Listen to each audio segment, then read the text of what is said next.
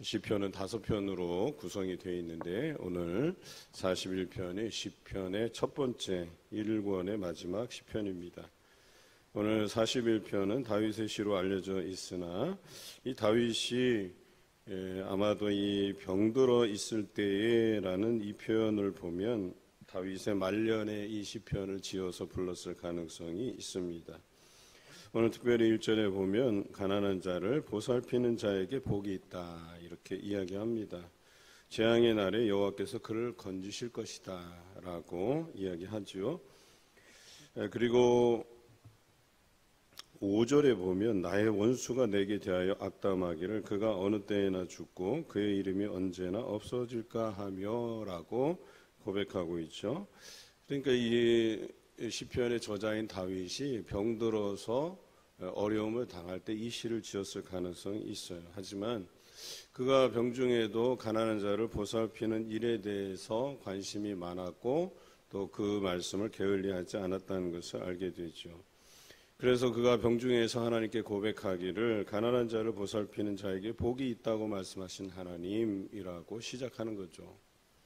그래서 자기는 지금 병중에 더더욱 나와 같이 병중에 있는 자들, 여기서 가난한 자들이라는 것은 그냥 물리적으로 그가 돈이 없어서 가난함을 뜻하기도 하지만 여기에 병든 자도 포함이 되어 있어요. 이렇게 가난한 자들, 병든 자들을 보살피는 그런 마음을 그 심중에 품고 실제로 자신이 인생의 말년이 되어서 몸이 아프고 병들어 있을 때에도 그 연약한 자들, 가난한 자들, 병든 자들을 위해서 그가 중보하며 기도했고 또 그들을 돕는 일에 게으르지 않았다라고 하는 것이죠. 그렇게 하는 자들을 또한 하나님께서 그와 같이 보응하시고 그러니까 병든 자, 가난한 자를 돕는 자들을 그들이 병들었을 때에 결과적으로 하나님께서 그들을 도우시겠다고 말씀하시고 있는 거죠. 여기서 바날은 보살피는 이라고 하는 이 뜻에는 히브리어 사칼이라는 단어가 포함되어 있어요. 이 사칼이라는 단어는 단순히 보살피는 게 아니고 이 사칼이라는 단어에 지혜롭게 보살피다 이런 표현이 있어요. 그의 형편을 따라서 어리석게 보살피면 어떤 일이 벌어져요? 이 사람은 쉬고 싶은데 굳이 가서 그 사람에게 말 걸고 피곤하게 해서 오히려 그 사람에게 도움이 안 되는 경우들도 있어요. 그 사람이 꼭 필요할 때, 도움의 손길이 필요할 때 다가서 주고 때로는 쉼이 필요할 때 또 물러나 주고 하는 이런 지혜로운 보살핌을 이야기하는 것입니다. 또한 이가 필요한 것이 그렇게 우리가 마음씀이 아니라 때로는 물리적인 것으로 채워줘야 될 때가 있어요. 그러니까 이 사람은 병들고 가난하고 한데 그래서 이것을 해결하기 위해서는 뭔가 금전적인 것들이 필요한데 지혜로운 자들은 그 필요를 따라 채워주는 지혜로움이 있다고 하는 것이죠. 그냥 마음 쓰는 것만 하는 것이 아니라 때로는 그에게 금전적인 부분도 채워줄 수 있고 또 금전적인 것이 아닐 수도 있어요. 여러 가지 삶의 문제들, 해결되지 않는 부분들, 그것으로 인해서 속에 마음의 병이 생겨서 아픈 사람들, 그런 부분들을 또한 채워주고 해결해 주는 것일 수도 있어요. 이렇게 가난한 자를 보살피는 자를 하나님께서 그가 재앙 가운데 있을 때, 병중에 있을 때, 가난한 중에 있을 때 그를 구원해 내신다라고 고백드리고 있는 것이죠. 여호와께서 그를 지키사 살게 하시리니 그가 이 세상에서 복을 받을 것이다 그랬어요. 우리가 시편 1편을 묵상할 때에 복 있는 사람은 어떤 사람이냐, 하나님의 말씀을 날마다 묵상하는 자다 이렇게 표현하고 있잖아요. 그와 같은 표현이에요. 그래서 누가 복된 자냐? 그가 병중에 있는 자들, 가난한 자들을 위해서 기도하는 자, 돕는 자, 그 지혜롭게 보살피는 자, 이런 사람들이 복되다 하는데 그러면 이 복된 자들에게 하나님께서 어떻게 보응하시냐? 그가 아팠을 때, 병중에 있을 때, 가난에 처했을 때 하나님이 도우신다라고 하는 것입니다. 그래서 3절에 나와 있죠. 여호와께서 그를 병상에서 붙드시고 그가 누워 있을 때마다 그의 병을 고쳐 주시나이다라고 고백하고 있어요.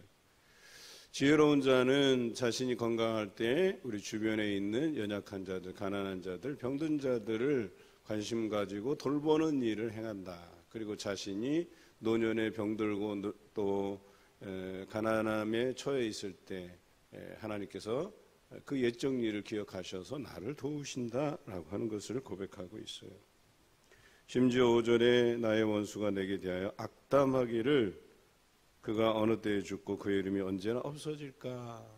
그러니까 그 노년이 되어서 이제는 힘없는 다윗이 왕위에서 물러나서 힘없을 때 그가 병들고 심지어는 그의 몸이 차가워서 아비삭이라고 하는 첩을 두게 되잖아요. 자기 몸을 따뜻하게 하기 위해서. 그 노년을 생각하면 이해가 쉬울 것 같습니다. 그리고 그 주변에 시므이와 같은 사람들, 즉 압살롬이 반역을 일으켰을 때 그가 도망갈 때 사울의 친척이었던 시므이가 그를 향해서 저주하잖아요. 물론 바르실레와 같은 사람이 그를 도와주기도 하지만 그를 저주하는 사람들도 있었다는 거예요.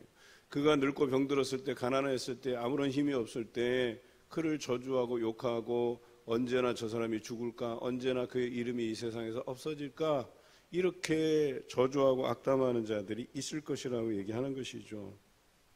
그리고 나를 보러 와서는 위하는 척하고, 그런데 그의 속마음은 뭐예요? 악한 마음이 쌓여서 결국에는 나가서 그 사람에 대해서 악담을 퍼뜨리는 사람들, 이런 사람들에 대해서도 걱정하지 말 것에 대해서 시인은 노래하고 있어요.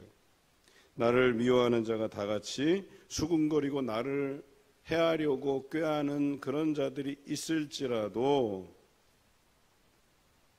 그래서 8절에 보면 이제 그가 병든 것이 그 사람이 악해서 잘못해서 지은 죄가 있어서 저렇게 병이 들었다, 저 사람은 이 병든 것에서 절대 일어나지 못한다, 이렇게까지 이야기할지라도, 그리고 9절에 보면 나와 떡을 같이 나누었던, 그리고 자신과 친구처럼 지냈던 자들도 이제는 내가 병들고 힘이 없고 가난해져서 있는 것이 없다 보니까 그런 친구들도 나를 대적해서 발꿈치를 들었다는 건 반기를 들었다, 이런 표현이거든요.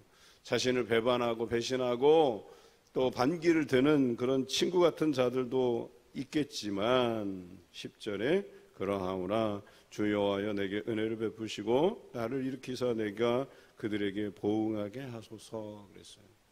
여러분, 늙고 병든 자가 무슨 보응할 능력이 있겠어요? 누가 보응해 주시는 거예요? 하나님께서 보응해 주신다는 얘기예요.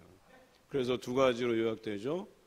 내가 건강할 때 내 주변에 연약한 자들, 가난한 자들, 또 어려운 이들, 병든 자들을 위해서 우리가 마음 쓰고 지혜롭게 그들을 살필 때에 하나님께서 내가 병들었을 때 나를 살펴주실 것이고, 두 번째는 내가 병들었던 것을 보고 악담하고 저주하고 다시는 못 일어날 것이다, 나와 떡을 같이 떼던 친구들도 나를 배신하고 나에 대해서 반기를 들 때에도 우리 하나님께서 그들을 보응하실 것이다. 그들의 저주와 악담, 그들의 행위에 대해서 하나님께서 심판하시고 그들의 행위를 부끄럽게 하실 것이다 라고 노래하고 있어요. 11절에 내 원수가 나를 이기지 못하오니 주께서 나를 기뻐하시는 줄 내가 알았나이다 라고 고백하고 있어요. 여러분, 인간은 누구나 다 늙고 병들게 돼 있어요. 또 가진 것도 이제는 다 놓고 가야 할 때가 있어요. 여러분, 그때 누구를 의지하실 겁니까? 여러분, 인간적으로 친한 사람들, 나와 생각을 같이 하는 사람들, 여러분과 평생 의견을 같이 하실 것 같아요? 내 편을 들어줄 것 같아요? 그렇지 않다는 거예요. 언젠가는 배신하고 언젠가는 내가 그 사람에게 마음 썼던 것 그대로 악한 것으로 돌려받을 때가 있어요. 사람은 믿을 만한 존재가 아니라는 거예요. 하지만 하나님께 대해서 신실하고 하나님께서 나에게 명령하신 내 주변의 연약한 자들을 돌보고 또 병든 자들에게 관심 가지고 그들을 위해서 기도해 갈 때 내가 병들었을 때 하나님께서 나를 살피실 뿐만 아니라 또한 남들이 내가 병든 것을 보고 다시는 일어나지 못할 것이다, 또 나와 가까운 친구들도 나를 떠나버리는 그런 배신감에 있을 때에도 하나님께서 나를 버리지 아니하시고 원수들을 이기게 하시고 하나님이 나를 기뻐하실 것이다 라고 하는 이 시인의 고백. 어찌 보면 다윗의 노년에 이 시편을 지었다라고 생각하면 참 구슬퍼요. 다윗이 그래도 왕으로서 또 생전에 그를 따르던 의리 있는 부하 장수들이 있었잖아요. 그래서 동굴에 피하여 도망 다닐 때도 한 300여 명 이상이 그를 신뢰하고 따라다녔어요. 그럼에도 불구하고 다윗의 노년에 그를 향해서 저주하는 자들도 있었고, 그것으로 인해서 나의 인생이 구슬퍼지는 그런 경험들을 다 했다는 것이죠. 여러분, 이런 경험이 없을 수는 없어요. 내가 평생을 몸바쳐서 그렇게 헌신하고 했는데 어떻게 나한테 이럴 수가 있을까라고 하는 이 배신감, 여러분 누구나 다 경험하는 거예요. 하지만 여러분 실망하지 마시기 바랍니다. 하나님만 바라보세요. 하나님께서 내가 어려운 중에 나를 만나 주실 것이고, 나를 위로하실 것이고, 나를 치료하실 것이고, 나의 쓸 것을 채워주시는 하나님이십니다. 오늘 그런 하나님에 대해서 마지막으로 13절에 여호와를 영원부터 영원까지 송축할지로다. 아멘 아멘 이렇게 고백하고 있어요. 여러분, 어제 우리 수요일 밤 예배 때 나눴던 말씀, 우리가 날마다 주의 인자와 성실하심을 노래하라고 했잖아요. 하나님의 사랑은 변함없는 사랑이에요. 그리고 우리가 신뢰할 만하고 또 우리에게 견고한 방패가 되어주시고 보호자가 되어주신다라고 하는 것을 잊지 아니하시고 살아가시는 귀한 여러분 되시길 주님의 이름으로 기원합니다.